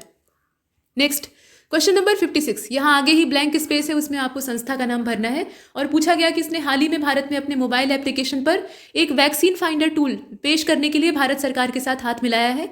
और यह जो वैक्सीन फाइंडर टूल है ये भारत में फेसबुक मोबाइल ऐप पर कितनी भाषाओं में उपलब्ध है ये आपको बताना है। तो प्रश्न में ही उत्तर दे दिया है, आराम से आप कर सकते हैं। अब बताइए इसमें से कौन सा होगा? 56 का राइट आंसर हो जाएगा सी वाला। फेसबुक तो रहेगा ही, क्योंकि फेसबुक यहाँ भरना था और यहाँ बता दिया है कि ये किसका मोबाइल एप्लीकेशन है, लेकिन कितनी भाषाओं में यही आपको जानना था। तो 17 भाषाओं में है, और इसका सी वाला परफेक्ट है। इसके बाद आगे चलते हैं। क्वेश्चन नंबर 56 का जो अंग्रेजी वर्जन है वो यहाँ मौजूद है। 57 को देखिए। यहाँ कहा गया कि एनडीजेसी, जिन्हें कि भी हाल फिलहाल में किस कंपनी का नया मुख्य कार्यकारी अधिकारी चुना गया है, यानी चीफ एग्जीक्यूटिव ऑफिसर। और साथ में ये भी पूछा जा रहा है कि हाल ही में किसे नया वित्त सचिव चुना गया है, यानी फाइनेंस सेक्रेटरी। तो यहाँ कंपनी का नाम और व्यक्ति का नाम आपको पेयर के तौर पे दिया हुआ है, जैसे फ्लिपकार्ट है और अमेजन दिया है, इसके साथ अजय भूषण पांडे और टीबी सोमनाथन का नाम दिया है। और 57 का जो राइट आंसर है वो डी हो जाएगा, एनडीजेसी। ठीक, इनका नाम आप यहाँ देख रहे हैं, डी वाले को चुन लेते हैं। ये अमेजोन की अभी हाल फिलहाल में नई मुख्य कार्यकारी अधिकारी चुनी गई हैं, और इसके साथ वित्त सचिव के तौर पे टीवी सोमनाथन का नाम है, इसे आप देख सकते हैं। क्वेश्चन नंबर 58 को देखते हैं। Which of the following two state have been given the second rank in e panchayat award 2021। नए जो अवार्ड या रैंकिंग है उनको आप रट कर जाइएगा। तो यहाँ असम और छत्तीसगढ़ होगा, मिजोरम और छत्तीसगढ़ होगा, मिजोरम और तमिलनाडु होगा, या असम और तमिलनाडु होगा। फिलहाल 58 का राइट आंसर ए हो जाएगा। ठीक है, असम और छत्तीसगढ़, ये आप देख रहे हैं, असम और छत्तीसगढ़। इसके बाद आगे चलते हैं, क्वेश्चन नंबर 59।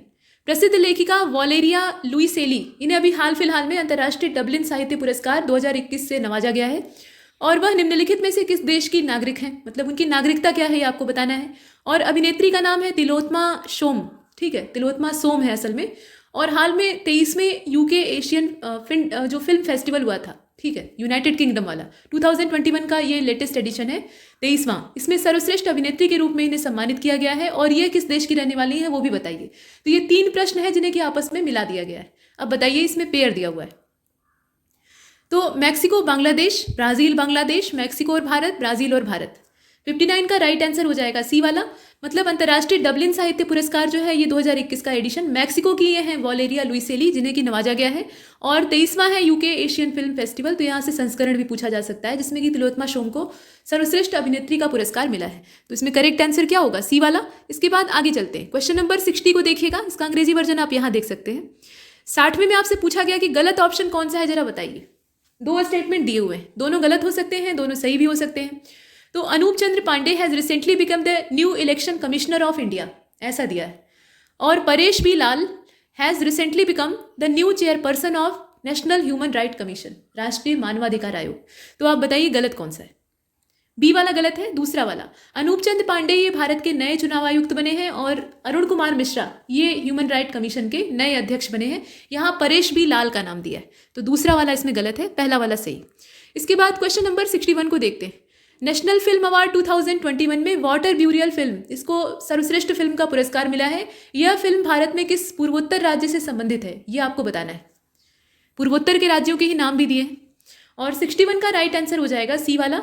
ये सर्वश्रेष्ठ फिल्म के तौर पे अरुणाचल प्रदेश से संबंधित है। इसका संबंध कहाँ से है, अरुणाचल से है, तो सी वाले को हमने चुन लिया। इसके बाद क्वेश्चन नंबर 62 को देखते हैं। ये नॉवेलिस्ट है, इनका नाम है तित्सी डोगरेम्बा। ठीक है, डोगरेम्बा इनको कहा जाता है, तो थोड़ा सा नाम अनोखा है। अभी हाल फिलहाल में इन्हें पेन पिंटर नाम का जो प्रतिष्ठित पुरस्कार होता है 2021 का संस्करण, वो सम्मानित किया गया है। और निम्नलिखित में से ये किस देश की रहने वाली हैं, यानी इनकी नागरिकता आपको बतानी है। तो यहाँ कुछ देशों के नाम जैसे तंजानिया, जिम्बाब्वे, केन्या और नाइजीरिया दिया है, बताइए। और क्वेश्चन नंबर 62 इसका बी वाला हो जाएगा। पेन पिंटर अवार्ड ये मिला है, जिम्बाब्वे की रहने वाली है ये नॉवलिस्ट, जिनका नाम है तित्सी डोगरेम्बा। ठीक, इसके बाद आगे चलते हैं, क्वेश्चन नंबर 63 को देखते हैं। थावरचंद गहलोत जी, इन्हें अभी हाल फिलहाल में किस राज्य का नया गवर्नर अपॉइंट किया गया है। और मंगू भाई छगन भाई पटेल जो हैं, इन्हें अभी हाल फिलहाल में कौन से राज्य में नया गवर्नर अपॉइंट किया गया है। नई नई जो अपॉइंटमेंट होती है ये आपको पता होनी चाहिए। यहाँ राज्यों के नाम के तौर पर कर्नाटक और MP है, कर्नाटक और HP है, केरल और MP है, और केरल और HP है। बताइए, HP मतलब हिमाचल।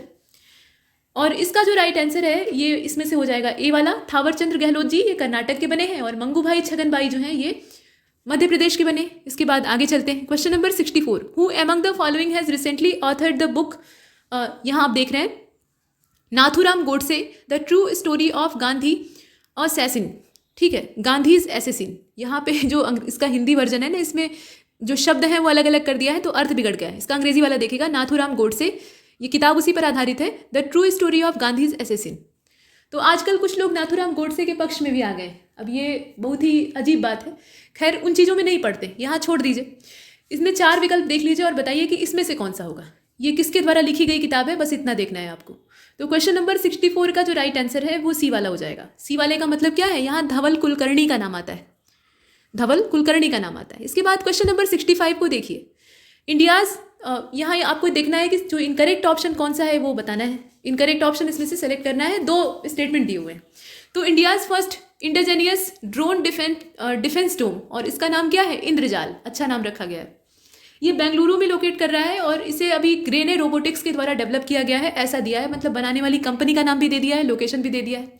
और इंडियन जो नेवी है, मतलब नौसेना, उसको अमेरिका में एक एरोस्पेस कंपनी है बोइंग, जिसने कि 10वां पनडुब्बी रोधक युद्ध विमान दिया है, मतलब ये इंडियन नेवी को दिया है। और इसका जो नंबर है वो P-81 है, मतलब विमान का वो असल में नाम है। तो गलत विकल्प का आपको चयन करना है। 65 को आप देख रहे हैं, ए वाला हो जाएगा, पहला वाला गलत है। ठीक है, ये वाला। मतलब भारत का पहला स्वदेशी ड्रोन रक्षा गुंबद इंद्रजाल ये हैदराबाद में है। मतलब इसकी लोकेशन कहाँ है? ये बेंगलुरु में नहीं है बल्कि हैदराबाद में है और ग्रेने रोबोटिक्स के द्वारा इसको डेवलप किया गया है। तो पूछा जा सकता है कि किसके द्वारा डेवलप किया गया है, तो प्रश्न उल्टा भी हो सकता है। फिलहाल इसका वही वाला गलत है, तो इसमें हम चुनेंगे कौन सा? बी वाला चुन लेंगे। इसके बाद आगे चलते हैं। हिंदी वर्जन में ऑप्शन ही नहीं दिया है, तो अंग्रेजी वाले को आप देख सकते हैं, यहाँ पे दिया है। क्वेश्चन नंबर 66 को देखिएगा। यहाँ आपसे देखना यह है कि इनकरेक्ट ऑप्शन कौन सा है या इनकरेक्ट मैच कौन सा है। तो सिक्किम की है भूटिया ट्राइब, इसके बाद राजस्थान की है कनिकर, तेलंगाना की चेंचू और गोवा की धोडिया। तो आप बताइए इसमें से इनकरेक्ट कौन सा है? और 66 का राइट आंसर बी वाला हो जाएगा। मतलब इसमें राजस्थान और कनिकर जो जोड़ दिया है ना, वही वाला गलत है, बाकी सभी सही। कनिकर का संबंध किससे है? ये तमिलनाडु की जनजाति है, न कि राजस्थान की। इसके बाद आगे चलते हैं। राजस्थान से कई सारी ट्राइब जुड़ी हैं, लेकिन ये नहीं। 67 में आपसे फिर से गलत पूछा जा रहा है कि गलत कौन सा है। त्रिपुरा खर्ची पूजा, ये अलग अलग फेस्टिवल हैं जो कि राज्यवार होते हैं। नागालैंड मोत्सू महोत्सव, मेघालय चापाचार कूट महोत्सव इसको असल में कहा जाता है, और मणिपुर चवांग कूट महोत्सव। ये जो कुट लिखा है ना, ये अन्नकूट से संबंधित है, मतलब अनाज से जुड़ा हुआ मामला है। तो यहाँ पे बड़े ऊ की मात्रा होगी। फिलहाल इसमें से गलत कौन सा है?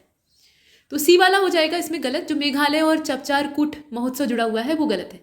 चपचार कूट महोत्सव ये पड़ोसी राज्य मिजोरम का है, ठीक, मेघालय का नहीं है, ये मिजोरम का है। इसके बाद 68 को देखते हैं। 68 में आपसे भोगाली बिहू जो उत्सव पर्व है उसके बारे में पूछा जा रहा है कि वो किस मंथ में सेलिब्रेट किया जाता है, और गुड़ी पड़वा जो है ये किस महीने में मनाया जाता है। दोनों के महीने आपको बताने हैं। तो जनवरी मार्च, फरवरी मार्च, जनवरी मई, इस तरह से दिया है। बताइए, पहले वाले में भोगाली बिहू और दूसरे वाले में गुड़ी पड़वा। और 68 का जो राइट आंसर है वो ए हो जाएगा। भोगाली बिहू का जो समय है वो जनवरी है और गुड़ी पड़वा का मार्च होता है, तो इसमें ए वाला जो ऊपर वाला है वही सही है। इसके बाद 69 को देखते हैं। इसमें आपसे गलत विकल्प पूछा जा रहा है। तो पंडवानी लोकगीत ये छत्तीसगढ़ का है, पोवाड़ा जो है ये महाराष्ट्र का है, खोंगजोम ये मणिपुर का है और लावड़ी ये पंजाब का है। इस प्रकार से दिया है। गलत कौन सा है बताइए? तो इसका डी वाला गलत है। यहाँ जो लावड़ी और पंजाब जोड़ दिया है असल में ये महाराष्ट्र का है। लावड़ी जो है ना ये महाराष्ट्र का है, पंजाब का नहीं है, बाकी सभी सही है। इसके बाद 70 को देखते हैं। 70 में आपसे जो शास्त्रीय नृत्य है उनका नाम दिया है और राज्य का नाम दिया है। पूछा ये जा रहा है कि गलत कौन सा है। तो मोहिनी अट्टम जो है इसका संबंध कर्नाटक से है क्लासिकल डांस के तौर पे। सत्रिया का संबंध असम से है, कुचिपुड़ी आंध्र प्रदेश और कथकली केरल। बताइए गलत कौन सा है? तो 70 का करेक्ट आंसर क्या होगा? ए वाला हो जाएगा। मोहिनी अट्टम का भी संबंध केरल से ही है, ये कर्नाटक में कहाँ से चला जाएगा? Next question number 71। निम्नलिखित में से कौन सा राज्य शीर्ष 3 गन्ना उत्पादक राज्यों में नहीं आता है? ठीक, और कौन सा राज्य शीर्ष 3 कुल खाद्यान्न यानी टोटल ग्रेन प्रोडक्शन जो होता है उन राज्यों में शामिल नहीं है? मतलब टॉप 3 में शामिल जो ना हो वो आपको सिलेक्ट करना है। पहले वाले में गन्ने के मामले में और दूसरे वाले में टोटल फूड ग्रेन के मामले में। और 71 का जो राइट आंसर है वो बी हो जाएगा। जो top 3 sugar cane producer state हैं उनके तौर पे आप यूपी को देखते हैं, महाराष्ट्र को देखते हैं और कर्नाटक को देखते हैं। और टोटल ग्रेन प्रोडक्शन के मामले में देखें तो यूपी, एमपी और पंजाब का नाम आता है। तो इसका करेक्ट आंसर क्या होना चाहिए? बी वाला होना चाहिए। इसके बाद आगे बढ़ते हैं। क्वेश्चन नंबर 72 को देखिएगा। कौन सा राज्य भारत के शीर्ष 4 शहद उत्पादक राज्यों के अंतर्गत नहीं आता है? तो यहाँ यूपी, पश्चिम बंगाल, राजस्थान और पंजाब दिया है। इसका करेक्ट आंसर सी हो जाएगा, राजस्थान। ठीक, शीर्ष 5 जो शहद उत्पादक राज्य हैं उसमें यूपी, वेस्ट बंगाल, पंजाब, बिहार और राजस्थान ऐसे आता है। लेकिन यहाँ पे 5 का तो नंबर दिया नहीं था, 4 दिया था, तो 5वें स्थान पे राजस्थान है, तो वो उससे बाहर हो जाता है। फिर 5 दिया होता तो ये भी अंदर होता। इसके बाद आगे बढ़ते हैं। प्रश्न संख्या 73 को देखते हैं। Which of the following country does not come under the top 3 silk producing countries of the world? अब यहाँ पे विश्व स्तर पर उत्पादन की बात की जा रही है, तो जो शीर्ष 3 रेशम उत्पादक देश हैं उनके अंतर्गत नहीं आने वाले देश का नाम आपको सिलेक्ट करना है। यहाँ चाइना, इंडिया, उज्बेकिस्तान और ब्राजील दिया है। 73 का राइट आंसर डी हो जाएगा। ब्राजील इससे बाहर है। टॉप 3 जो रेशम प्रोड्यूसिंग स्टेट हैं, माफ कीजिएगा कंट्रीज हैं, उसमें चीन पहले पोजीशन पे है, भारत दूसरी और उज्बेकिस्तान तीसरी। ब्राजील उसमें नहीं आता है, तो ब्राजील को इसमें से बाहर कर दीजिए। 74 को देखते हैं। India does not rank first in world in production of which of the following crop? तो इसमें किस उत्पादन के मामले में भारत पहले स्थान पर नहीं है? जैसे कि जूट और मेस्ता, मसाले, कुल दालें, या इसमें से कोई नहीं। और 74 का डी हो जाएगा। इन सभी के प्रोडक्शन में भारत फिलहाल टॉप पोजीशन पे है। जूट और मेस्ता, मसाले और कुल दालें, कुल के मामले में नंबर 1 है, तो इसमें से कोई नहीं का जो ऑप्शन है उसको हम सेलेक्ट कर लेंगे। 75 को देखते हैं। यहाँ पूछा गया कि कौन सी किस्म कपास की प्रमुख किस्मों में नहीं गिनी जाती है और कौन सी किस्म मूंगफली की प्रमुख किस्मों में नहीं आती है। तो धीरज 101 और लोहित यूपी है, अकोला चंद्रा है, सुजाता कौशल है, सुवित विकास और चित्रा है, ये ऐसे नाम दिए गए हैं यहाँ पे। 75 का ए वाला ही सही है। ठीक है, धीरज 101 और लोहित यूपी, ये वाला जो पेयर है ना, ये परफेक्ट है। इसे आपने देखा, वैसे कपास की जो प्रमुख किस्में हैं उसमें आप अकोला का नाम लेते हैं, सुजाता, सुविध, विकास, लोहित, यूपी, ये सब आते हैं। और मूंगफली की किस्मों में चंद्रा, कौशल, चित्रा 64, धीरज 101, ये सब आते हैं। तो यहाँ जो नहीं था वो आपको सिलेक्ट करना था। क्वेश्चन नंबर से यहाँ 75 का जो अंग्रेजी वर्जन है उसे आप देख सकते हैं चाहे तो। 76 को देखिए, select the incorrect option among the following. एक तरफ फोल्क म्यूजिक दिया है और दूसरी तरफ जो उनका ओरिजिन स्टेट है, जहाँ से इनका उद्भव हुआ है, वैसे तो पूरे भारत में प्रचलित हो जाए वो एक अलग चीज़ है, जो ओरिजिन स्टेट है वो आपको बतानी है। तो जा जिन जा ये अरुणाचल प्रदेश से जुड़ा हुआ है, हिलियमल्लू ये नागालैंड से जुड़ा है, विल्लू पट्टू ये तमिलनाडु का है और बोर गीत ये महाराष्ट्र का है। तो इसमें से इनकरेक्ट कौन सा है? डी वाला ही इनकरेक्ट है, वो देखकर मालूम हो रहा है। बोर गीत का संबंध किससे है? ये असम से है, न कि महाराष्ट्र से। तो यहाँ राज्य का नाम गलत दिया है, बाकी सभी सही। इसके बाद अगले वाले को देखते हैं, क्वेश्चन नंबर 77। इसमें select the correct option among the following. घरानों के नाम दिए हैं और उनसे संबंधित जो संगीतकार हैं उनके नाम दिए हैं। यहाँ सभी हिंदुस्तानी जो म्यूजिक स्टाइल है उसी से रिलेट करते हैं, क्योंकि हिंदुस्तानी शैली में ही घराने दिखाई देते हैं। तो ग्वालियर घराने से उस्ताद फयाज खां का संबंध है, आगरा घराने से वासवराज राजगुरु का कनेक्शन है, दिल्ली घराने से उस्ताद चाँद खां का कनेक्शन है और किराना घराना से बालकृष्ण बुआ इलंचीकरण का संबंध है। तो आप बताएं सही कौन सा है? इसमें 3 गलत हैं और कोई एक सही। सी वाला एकमात्र सही है। दिल्ली घराना और उस्ताद चाँद खां वाला परफेक्ट है, बाकी जितने भी दिए हुए हैं ना उनका पेयर परफेक्टली मैच नहीं है। जैसे ग्वालियर घराने से बालकृष्ण बुआ जो है उनका संबंध है, आगरा घराने वाला आपने देखा ये पंडित वासवराज गुरु से संबंधित नहीं है, फयाज खां से संबंधित है, जबकि किराना घराना में वासवराज गुरु जो है ये बिलोंग करते हैं। इसके बाद आगे चलते हैं, क्वेश्चन नंबर 78 और इसमें मातंगी के बारे में पूछा जा रहा है कि ये किस राज्य की पहली मूवी थी और मातंगी और फिल्म नजराना इनका प्रसारण कब किया गया था। ये दोनों फिल्मों के प्रसारण की तारीख भी आपको बतानी है। तो ये काफ़ी ज़्यादा फैक्चुअल प्रश्न है, फिलहाल इसको देखकर बताइए। देखिए 78 का राइट आंसर बी हो जाएगा। मातंगी की जो डेट है वो 1972 की है और ये मणिपुर की पहली स्थानीय भाषा की फिल्म थी।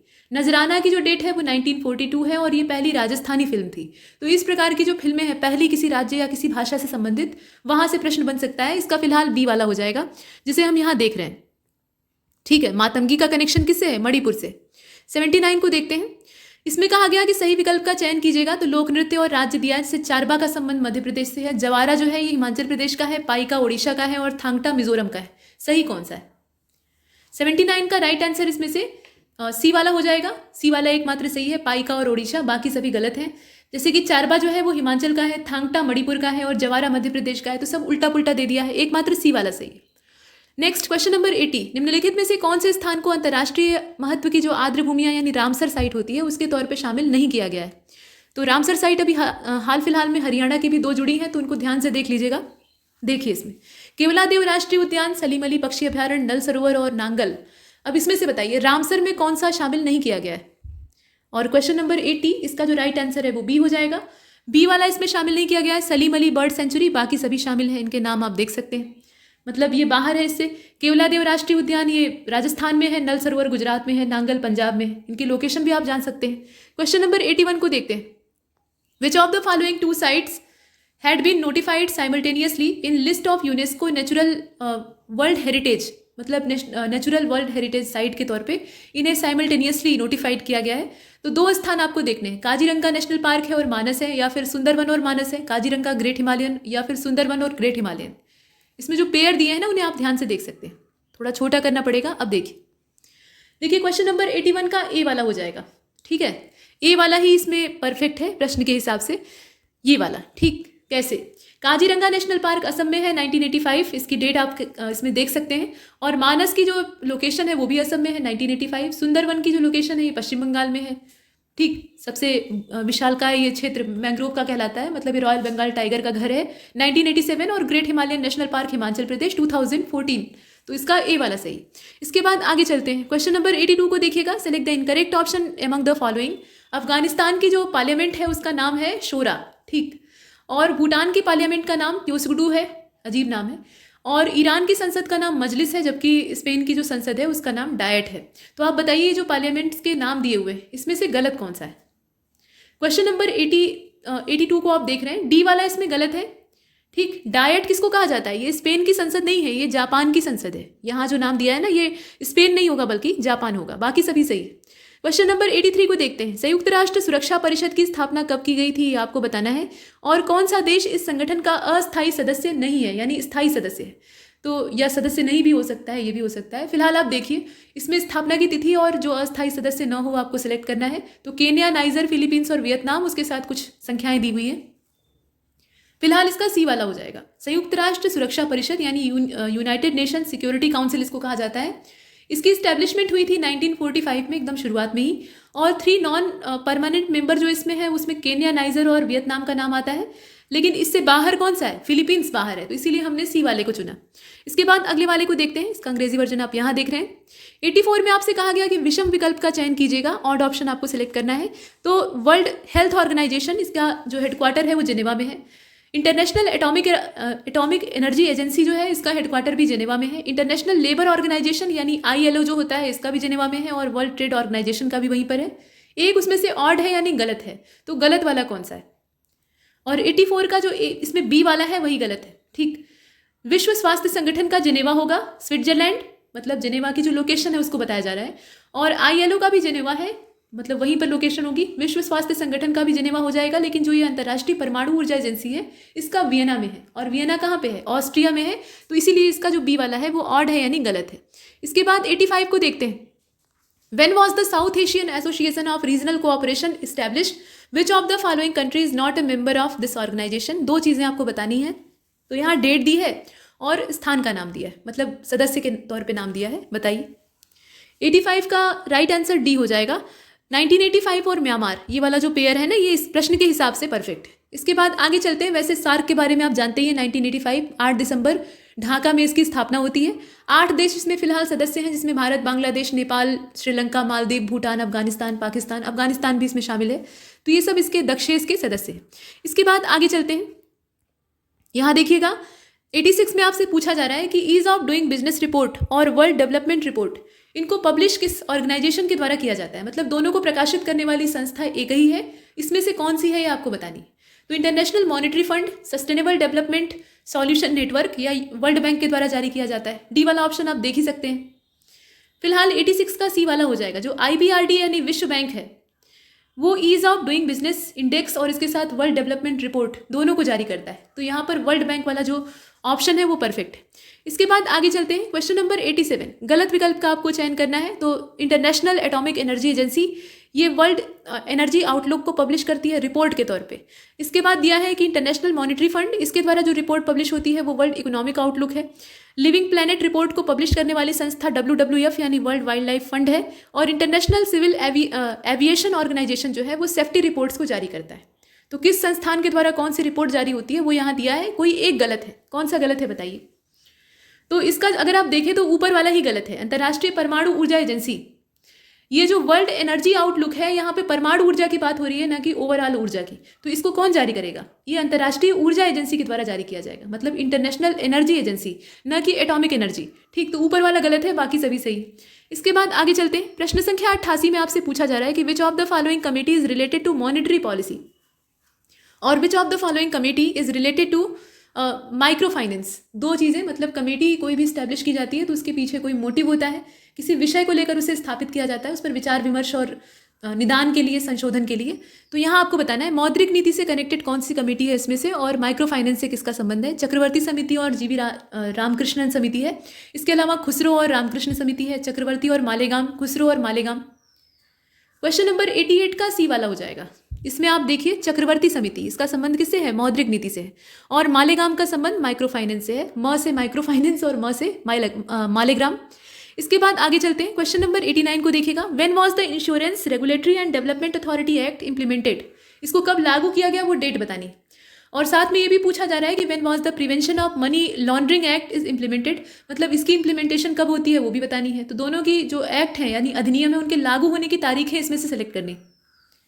और क्वेश्चन नंबर 89 का राइट आंसर डी हो जाएगा। बीमा विनियामक और विकास प्राधिकरण अधिनियम 1999 1999 और धन शोधन निवारण अधिनियम जो है ये 2002। क्वेश्चन नंबर 89 को आप देख रहे हैं, इसमें आपने देखा बीमा विनियामक और विकास प्राधिकरण अधिनियम है और धन शोधन निवारण अधिनियम है। तो इसका जो राइट आंसर है वो डी हो जाएगा। 1999 बीमा विनियामक वाला और 2002 में धन शोधन वाला। ठीक है, इस प्रकार से। इसके बाद क्वेश्चन नंबर 90 को देखते हैं। व्हेन वॉज द, माफ कीजिएगा, when has the startup India steel fund scheme, ये एक प्रकार की योजना है, इसका इम्प्लीमेंटेशन कब होता है वो आपको बताना है। और this scheme has been approve for a time period of, कितने समय के लिए इसको अप्रूवल मिला हुआ है वो समय बताना है। तो 22 अप्रैल 2021 और 5 साल का, 1 अप्रैल 2021 और 5 साल का, 1 अप्रैल 2021 और 4 साल का, या फिर नीचे वाला, बताइए इसमें से कौन सा होगा। और देखिए क्वेश्चन नंबर 90 का जो राइट आंसर है वो इसमें से सी वाला हो जाएगा। 1 अप्रैल 2021, ठीक है, ये डेट है, और 4 साल का इसको जो यहाँ प्रावधान है या समय है वो मिला हुआ है। इसके बाद आगे चलते हैं। नेक्स्ट क्वेश्चन नंबर 91, राजस्व एवं आपदा प्रबंधन, खाद्य नागरिक आपूर्ति और उपभोक्ता मामले और श्रम और रोजगार विभाग, ये किस कैबिनेट मंत्री के अधीन आते हैं। इतने सारे डिपार्टमेंट आप देख रहे हैं, किसके अधीन आते हैं। तो यहाँ कुछ जो कैबिनेट मंत्री हैं उनके नाम दिए हैं। दुष्यंत चौटाला उप मुख्यमंत्री, और राजस्व, आपदा प्रबंधन, खाद्य नागरिक आपूर्ति, उपभोक्ता मामले, श्रम और रोजगार, ये सब इनके जिम्मे आते हैं। असल में जो मिनिस्टर या वाइस चीफ मिनिस्टर होते हैं, इनके विषय में अगर देखा जाए तो कोई प्रभाग अगर कोई कैबिनेट मंत्री नहीं संभाल रहा है तो वो उन्हें देखना पड़ता है। मतलब मुख्यमंत्री जितने भी विभाग होते हैं उनका बंटवारा करता है राज्यवार स्तर पर अगर देखा जाए, और केंद्र में भी यही होता है। अब इसमें कोई जिम्मेदारी अगर बच जाती है, किसी मंत्री के हिस्से में नहीं जाती है, तो उसको जो हेड होता है उसी को देखना पड़ता है, वही है। तो यहाँ पे दुष्यंत चौटाला जी का नाम हो जाएगा, इसे आप देख रहे हैं। इसके बाद 92 को देखते हैं। इसमें आपसे पूछा गया, यहाँ इसका अंग्रेजी वर्जन 92 में आपसे पूछा जा रहा है कि select the incorrect option among the following. तो श्री धर्मवीर, ये हरियाणा के फर्स्ट गवर्नर थे, स्टेट ऑफ हरियाणा के, और Rao Virendra Singh was the first chief minister of state of Haryana. तो आप बताइए, राज्यपाल और मुख्यमंत्री पहले वाले जो है उनका नाम दिया है, सही है या गलत। गलत आपको चुनना है वैसे। और 92 का जो राइट आंसर है वो बी वाला हो जाएगा। दूसरा वाला इसमें एकमात्र गलत है, गलत ही चुनना था, तो दूसरा वाला इसमें गलत है, ऊपर वाला तो सही है। ठीक है, हरियाणा के पहले राज्यपाल ये धर्मवीर थे, और हरियाणा के पहले मुख्यमंत्री ये भगवत दयाल शर्मा थे। यहाँ नाम किसका दिया है, वीरेंद्र सिंह का दिया है, तो ये गलत हो जाएगा। 93 को देखिए, यहाँ ये पूछा जा रहा है कि प्रत्येक वर्ष हरियाणा राज्य का स्थापना दिवस कब मनाया जाता है, वो तारीख आपको बतानी है, और क्षेत्रफल इसका कितना है, राज्य का क्षेत्रफल कितना है वो बताइए। तो स्थापना दिवस इसका पहली तारीख जो नवंबर की होती है 1966, उसी उपलक्ष्य में हर साल नवंबर की जो पहली तारीख होती है उस पर मनाया जाता है। और क्षेत्रफल इसका करीब 44,212 स्क्वायर किलोमीटर है। कोई बहुत बड़ा जो क्षेत्रफल है वो नहीं दिखाई देता है। ए वाला इसका सही है। 94 को देखते हैं। यहाँ कहा गया कि हरियाणा राज्य में टोटल मंडल कितने, और कौन सा जिला हरियाणा राज्य के मंडलों के अंतर्गत नहीं आता है। दो चीज़ें आपको बतानी है। यहाँ आप इसका अंग्रेजी वर्जन देख रहे हैं। 8 और रोहतक दिया है, 6 और फरीदाबाद है, 8 और गुरुग्राम है, इसी प्रकार से 6 और पानीपत दिया है। 94 का राइट आंसर हो जाएगा डी वाला। 6 मंडल हैं हरियाणा में, आप सभी जानते हैं, मतलब डिवीजन्स, अंबाला, हिसार, गुरुग्राम, रोहतक, करनाल और फरीदाबाद। इसे आप याद रखिएगा तो इसमें आराम से कर सकते हैं। ठीक, डी वाले को हमने चुना। इसके बाद आगे चलते हैं। पानीपत का नाम उसमें नहीं शामिल है। 95 में आपसे कहा गया कि ड्यूरिंग द फाइनेंशियल ईयर 2020-21 यानी पिछला वाला, the Haryana state has collected revenue of how many crore up to February 2021। ये हरियाणा बजट का रिकॉर्ड है, उसी के हिसाब से आपको यहाँ बताना है। तो कितने करोड़ रुपए का राजस्व इकट्ठा किया गया है राज्य के द्वारा, अच्छा खासा इस बार इकट्ठा हुआ है, वही आपको देखना था। और 95 का राइट आंसर हो जाएगा ए वाला, मतलब कितना, 26,038 करोड़ रुपए का जो राजस्व है वो इस पूरे दौरान में हरियाणा राज्य ने इकट्ठा किया। इसके बाद क्वेश्चन नंबर 96 में घुस जाते हैं। यहाँ पहले ही ब्लैंक स्पेस है और कहा गया कि the international horticulture market at and apple market at are being constructed, मतलब कहाँ पे इन्हें खोला जा रहा है, ये कुल मिलाकर बताना है। तो गन्नौर और सिरसा है, गुरुग्राम और सिरसा है, गन्नौर और पिंजौर है, गुरुग्राम और पिंजौर है, इसमें से कौन सा हो। 96 का सी वाला हो जाएगा, गन्नौर और पिंजौर। ठीक, गन्नौर और पिंजौर, ये वाला जो है ये परफेक्ट। इसके बाद आगे बढ़ते हैं। गन्नौर में जो अंतर्राष्ट्रीय बागवानी बाजार है और पिंजौर में सेब मार्केट है, उसका निर्माण किया जा रहा है। 97 में आपसे पूछा गया कि हरियाणा राज्य ने किस संगठन के सहयोग से एक सतत विकास लक्ष्य समन्वयन केंद्र स्थापित किया है, जो सस्टेनेबल डेवलपमेंट गोल हैं, जिन्हें कि 2030 तक सभी राष्ट्रों को, जो प्रतिबद्ध राष्ट्र हैं, उन्हें अचीव करना है। तो उसमें ये राज्य यानी हरियाणा राज्य कुछ ज़्यादा ही सक्रिय भूमिका निभा रहा है, मतलब वो अपने जितने भी टारगेट हैं उनको अचीव करना चाहता है। तो उस दिशा में उसने जो योजना है उसकी इम्प्लीमेंटेशन के लिए बजट आवंटन भी किया है। तो यहाँ देखिए कौन सी संस्था के साथ सहयोग हो रहा है। 97 का बी वाला हो जाएगा, संयुक्त राष्ट्र विकास कार्यक्रम। देखिए यहाँ सतत विकास लक्ष्य है ना, तो विकास से आप विकास कार्यक्रम को जोड़ सकते हैं वैसे भी। ठीक, तो यूनाइटेड नेशन डेवलपमेंट प्रोग्राम। इसके बाद 98 में चलते हैं। यहाँ कहा गया कि अब तक वृद्धावस्था सम्मान भत्ता के अंतर्गत जो 2250 रुपये दिया जाता था, मतलब 2250, उसे 1 अप्रैल से बढ़ा दिया गया, मतलब 1 अप्रैल 2021 से। अब कितना करने की घोषणा हुई है, ये हरियाणा का बजट था उसमें घोषित किया गया है, तो बताइए। और 98 का राइट आंसर इसमें से कौन सा हो जाएगा? ये डी वाला हो जाएगा। अभी इसको बढ़ाकर 2500 रुपये करने की घोषणा हुई है, ज़्यादा नहीं बढ़ाया गया है, हालांकि 3000 करना चाहिए था। चलिए, तो डी वाले को चुना। इसके बाद 99 में चलते हैं। किसान मित्र योजना में बैंकों के साथ साझेदारी में राज्य में कितने किसान एटीएम स्थापित करने की परिकल्पना की गई है? ये भी हरियाणा बजट का ही उसी से रिलेटेड क्वेश्चन है। तो 1000 एटीएम, यहाँ पे 1000, ये सीधा आंसर है। इसके बाद लास्ट क्वेश्चन को देखते हैं, जिसमें कि ये इकोनॉमिक सर्वे का क्वेश्चन है और पूछा जा रहा है कि the physical defect has been estimated at. अब यहाँ जगह भरनी है आपको, मतलब कितने परसेंट होगा। यहाँ परसेंट दे भी दिया है, मतलब वो भी नहीं लगाना है, सिर्फ आपको आंकड़ा भरना है। In the budget estimate 2021-22 as per the data of Haryana economic survey 2020-21। Economic survey हमेशा पीछे के साल की तारीख को दिखाता है, क्योंकि वो पीछे का लेखा जोखा होता है। मतलब पिछले साल में हमने जो बजट बनाया था, जितनी योजनाएं या जितनी भी कार्यों की घोषणा की थी, उनको हमने कितना और कहाँ तक अचीव किया है या इम्प्लीमेंटेशन हुआ है। क्वेश्चन नंबर 100 का जो राइट आंसर है वो सी वाला हो जाएगा, मतलब 3.83% रहने का एस्टिमेट लगाया गया है, ये अनुमान है। ठीक, तो इसमें करेक्ट आंसर क्या होगा? इसका सी वाला। और यहाँ तक हमने इस मॉक टेस्ट को कंप्लीट किया है, और तब तक के लिए नमस्कार।